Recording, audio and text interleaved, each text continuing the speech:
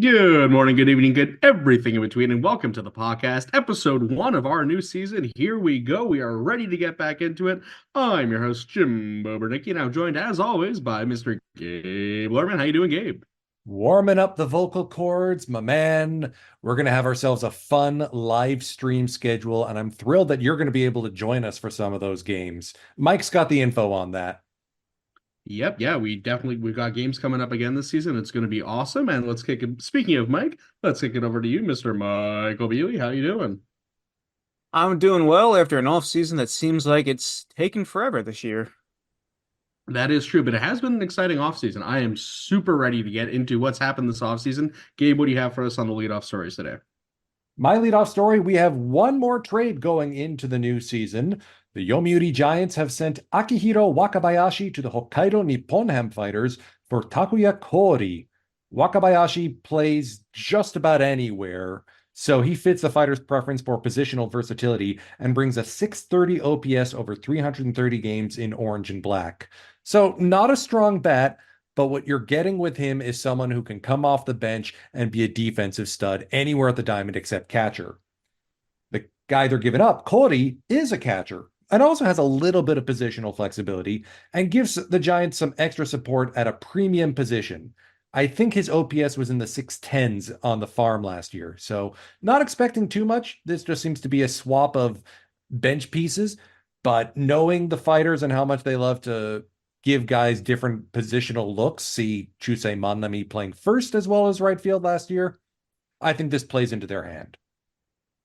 Yeah, for sure. Yeah, it just sounds like a good swap for both teams. And we mentioned earlier that we're going to do some broadcasts. Mike, what do you have for us on that front? All right, so our midnight matinee schedule has been finalized, and I did make a community post on it, but real quick, on March 31st, the Marines will host the Nippon Ham Fighters. The game we will be broadcasting will be the last game of the opening series to the season. Masato Yoshi looks to return to the playoffs this season, while Tsuyoshi Shindo and the Fighters are still looking to make the playoffs for the first time since 2018. On April 21st, the SoftBank Hawks will be hosting the Oryx Buffaloes at the Fukuoka PayPay Dome. Oryx has been to the Japan Series for 3 consecutive seasons, while the Hawks were the team of the 2010s, winning 6 Japan Series during the decade and 4 straight from 2017 to 2020. Oryx icon Yoshinobu Yamamoto may be gone, but Oryx continues to just produce top-tier pitching talent out of seemingly nowhere. On May 19th, the Oryx Buffaloes go home to Kyocera Dome, where they will take on the visiting Rakuten Eagles, who just barely missed the Climax Series last year after a roller coaster season that came down to the last game of the season. A team full of veteran talent like Masahiro Tanaka and Takehiro Norimoto, led by new manager Toshiki Yamai, two-time Japan Series MVP and champion in his own right, and he was a farm hitting coach last year and then got promoted or hired in the offseason. 7-14, Rakuten hosts Seibu. Seibu will rely on their young team to slingshot them back into the playoffs this year. One of the oldest clubs in Japan is taking on the youngest being the Rakuten Eagles, of course. They were founded in 2005, I believe it was, or 2006. This is their 20th anniversary season. It's Okay, 2005. nice. And every time I see the Seibu Lions, I always just reminisce of the 1980s Invincible Seibu era, and I always wonder, are they going to come back to that? Always fun to think about that. And on August 25th, we'll head up to Hokkaido to see the newest stadium in the league, Escon Field Hokkaido, which I hope to go to. It's a very nice looking stadium. The Fighters will host SoftBank. When this game arrives, we'll see just how much of a battlefield the PL standings will be. If it's anything like last year, it should be fun. I wonder, will both teams be fighting for that third spot, or are they both going to be fighting over first place? Who knows? If you're wondering where the game in June is, it's interleague. We've only been able to broadcast one of those games in the past, and that's because a certain vlogger was pitching for the opposition at that one. Well, maybe we might get lucky. We might have another big name coming up. I mean, you never know. It'd be really nice if we got another Italy game, but we won't hang our hats on it, but we will update you if that comes around. The Oryx And Buffalo should sign Blake Snell. and so before we get into our next segment, we're going to take a quick little ad break. Take a listen. He just destroy. I don't like how that sounds. Yo. Hey, Mike, what are you working on? Oh, hey, I'm just practicing my home run call since, I don't have one. Okay. Well, sometimes you guys take a water break and it's just me, and I figured I gotta have a home run call. Well, I'll have you know I've never taken a break in my life, actually. No, you make a good point. I'll just listen in.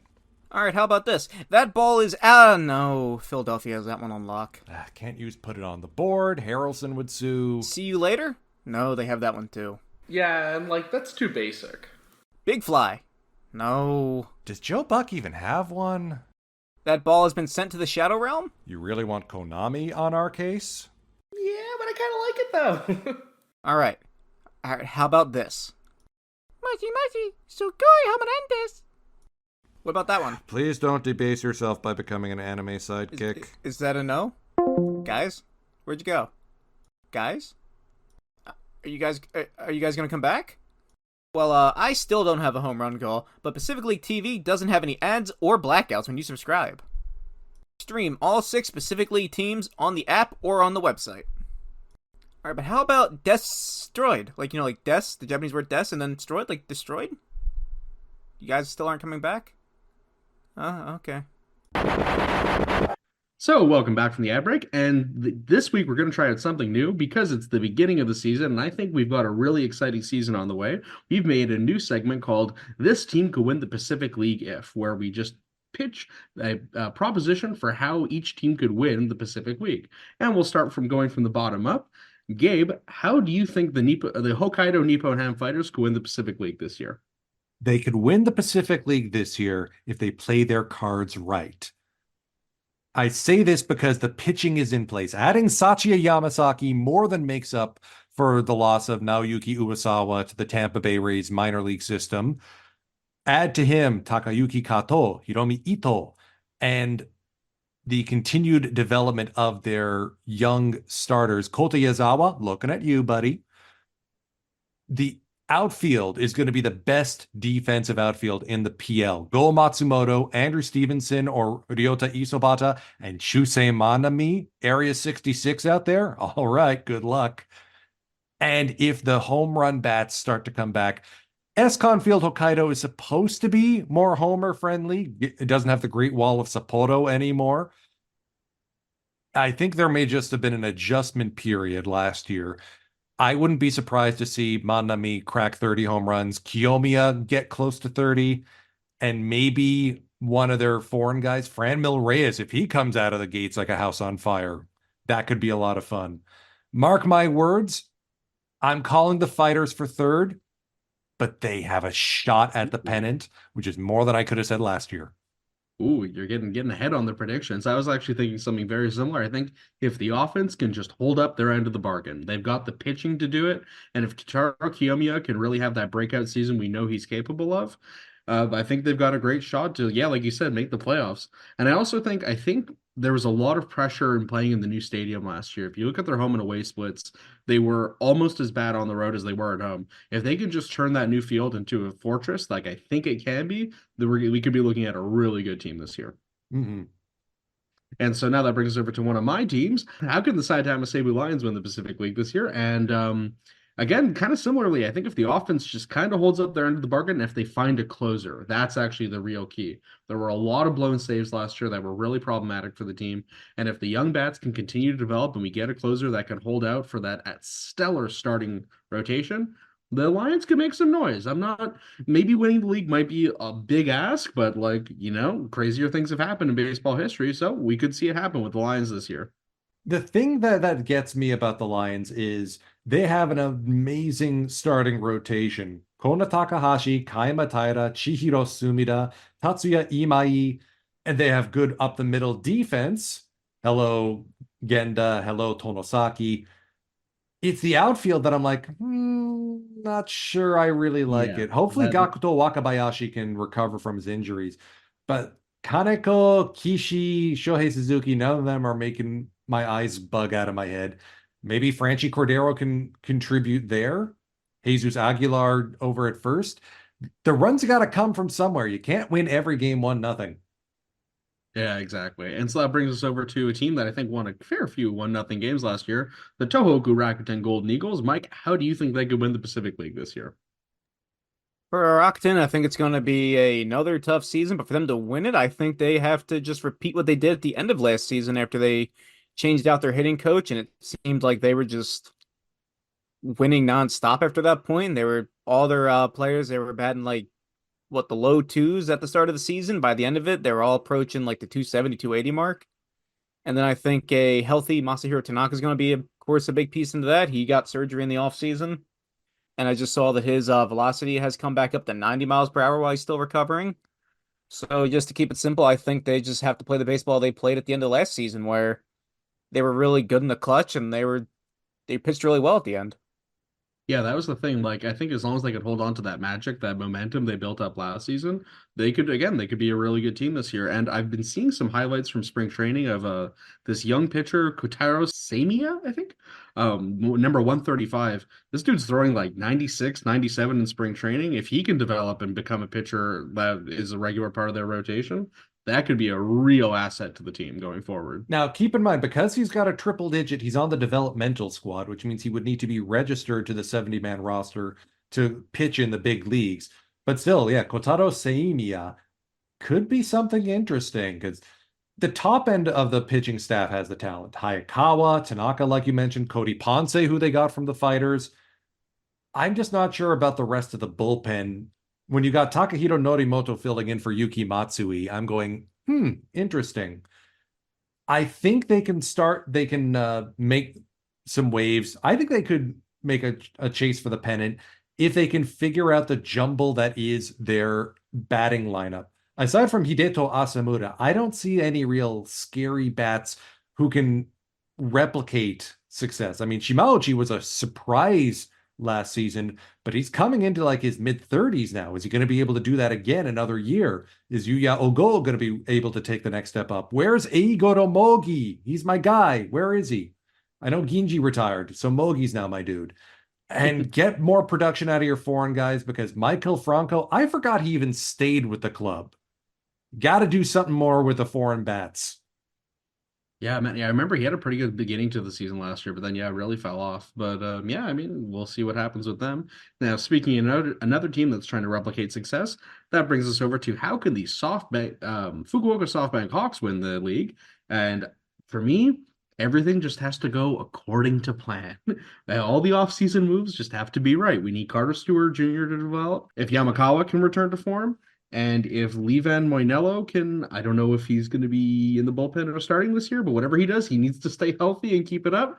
If everything goes according to plan, Adam Walker comes through, they could easily win the league, I think. I think on paper, the Hawks are the best team in the league right now, but that's a lot of ifs. That's a lot of moving parts. And as we saw last season, things don't always go to plan. So we'll see, but I think they've got a really good chance. But again, a lot of questions. The thing that scares me about the Hawks is that batting lineup. Rolling Yamakawa, Yanagita, Kondo, in addition to their usual guys, Kurihara, Nakamura, Ukyo Shuto, the speedster. This is scary. And the fielding prowess with Kenta Imamiya and Masaki Mimori is right there too. I mean, Kensuke Kondo all of a sudden discovered he's a Golden Glover in the outfield. Where was this in Sapporo? The team scares me. The only thing I can think of that could be a glitch on their way to a pennant is if the pitching doesn't quite keep up. Yeah, that is the big question mark, is the starting pitching. And also, I think Yukio Shito needs to have a really big breakout year. If you can just get on base a little bit more, he's such a dynamic weapon on the base paths. He could easily be a 70 steal guy if he wants to be. Yeah, exactly. But he just needs to get on base more. That's his problem. He really struggles to get on base. But if he can just do that, we're looking at a huge leadoff, possibly the best leadoff hitter in the league, in theory. And so that brings us over to the second place team. Mike, how can the Chiba Lotte Marines win the Pacific League this year? Well, I'll start off by saying they need to avoid any and all blisters this year. But avoiding that, new foreign piece in Neftali Soto, I think he's going to have to play a big role in that. He back-to-back 40-plus home run seasons with Yokohama. Hasn't touched that since, but that's more scary power into that lineup to add to Gregory Polanco, who returned. So I think those two are going to be very key pieces on offense. And I think the offense just kind of has to do what they were doing last year, where they were finding ways to score runs in just completely different ways. Like, for example, Koki Yamaguchi, I'm fairly certain that if the bases were loaded, but there was a pitch heading towards his head, I don't think he would get out of the way. If you remember in the playoffs last year, he got a sac fly where it brought him down to one knee, and I think the pitch was like even decently out the zone. And he did whatever he could to get that RBI, and that was just what they did all season. And of course, the pitching's going to be fine in my belief. I think they just need to pitch well. I mean, thankfully, when they're pitching at home, they do have the wind of Tokyo Bay to assist them into keeping everything into the ballpark. Everything. Everything. Much to the midnight matinee and baseball for breakfast. Chagrins. Yeah, that word. It's gone. No, it's not. Like all the way to the warning track, and it stays there. But yeah, I think the Marines have a good shot. If I think really, I think kind of goes without saying, as long as Roki Sasaki stays healthy and the bats can be decently consistent with how good the pitching usually is, yeah, they've got a really solid shot, definitely to make the playoffs this year, if not win. Funny you should mention health. Mike, isn't there an update on one of the pieces of that Lotte outfield? Yeah, announced on the team back on March 12th. Outfielder Kyoto Fujiwara has fractured his right patella. There's no timetable for his return. Very unfortunate. Kind of fixes that big outfield logjam that they had, but hopefully he has a speedy recovery and we should see him back soon.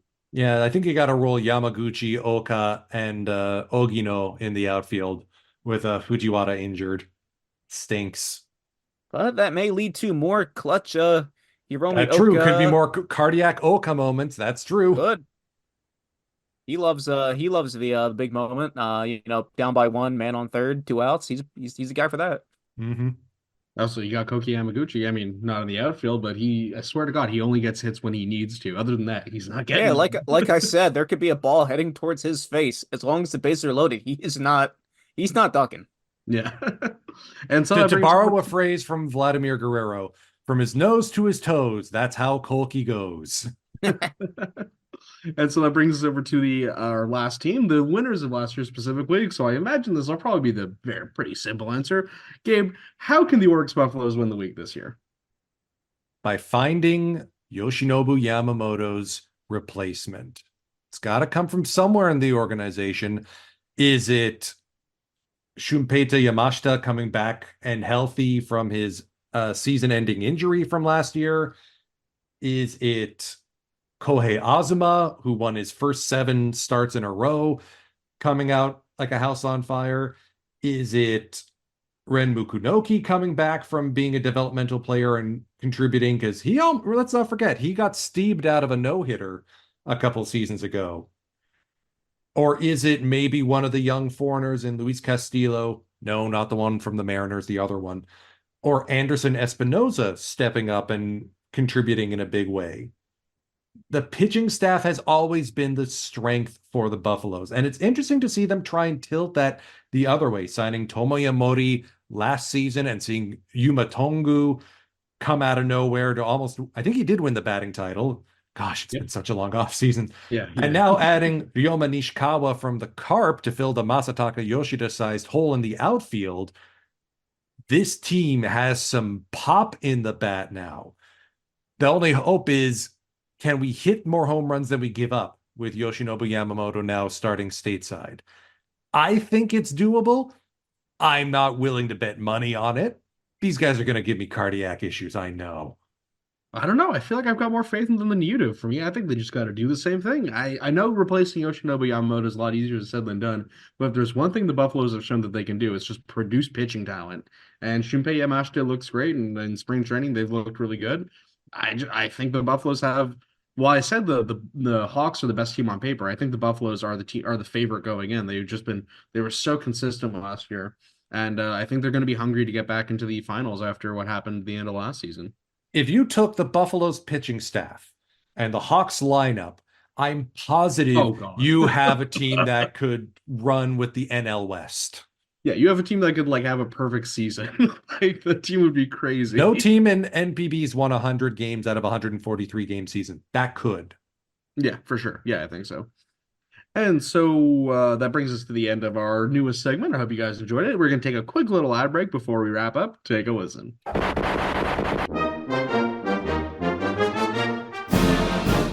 Here Hey, good people of the baseball world.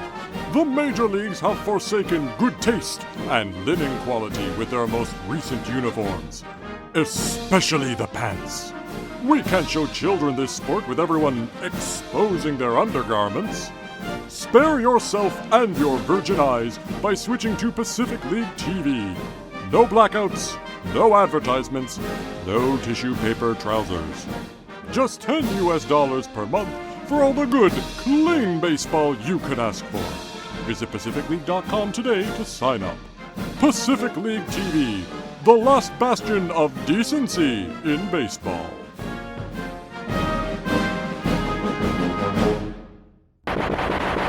And so to wrap up on today's show, we're going to do our familiar faces in new places. Gabe, how are our boys doing stateside? First of all, I want to come out and state this on the record. The Los Angeles Dodgers and San Diego Padres are cowards. They intentionally moved Yoshinobu Yamamoto off game 1 of the season just so we wouldn't get YY versus Darvish in opening night in Seoul. Boo, hiss. Boo. Give me. Why though? Like, what could I don't know. I'm upset about it. I know we'll probably see it at some point. I'm also salivating for a Yamamoto versus Senga matchup in Chavez Ravine or in Queens. Oh yeah, speaking of Senga, funny thing. He has a strained posterior capsule in his right shoulder. He's going to start the season on the IL. MLB Trade Rumors had the news back on February 22nd. I'm not sure how long of a recovery period it will be. I'm expecting mid-season. So there's still a shot that we're going to see those two head-to-head for the first time in a few seasons, just like they did wearing Fukuoka black and gold or Oryx navy and yellow. Congratulations and mazel tov to Shohei Ohtani, who just revealed that he's been wed already underneath our noses. Good for him. Sorry, ladies, he's off the market. And one last thought. Whatever you do, don't look at Naoyuki Uesawa's ERA in spring training.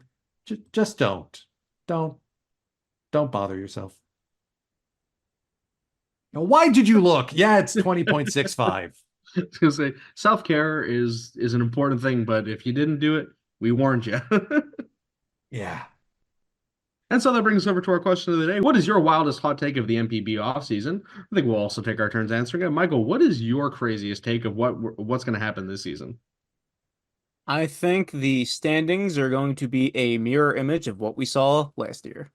Whoa. That is spicy. That's beyond wild. What can I say? Insane. Okay. What about you, Gabe? Leandro Cedeno, 30 home run campaign, calling it here. Okay. I've got kind of two. I'm thinking about which one I want to go with. I think I'm going to go with Kotaro Kiyomiya will lead the league in home runs and maybe win MVP. That is nicely spicy. Got a nice little burn at the back of the throat there. Yeah. And so now those are our spicy takes. We'd love to hear yours. And as usual, please like, comment, and subscribe and all that YouTube-y stuff. We are so happy to have you guys back, and we're so happy to have another season coming up. We will see you next week with another episode and very soon with our first broadcast of the season. Have a wonderful day and take care.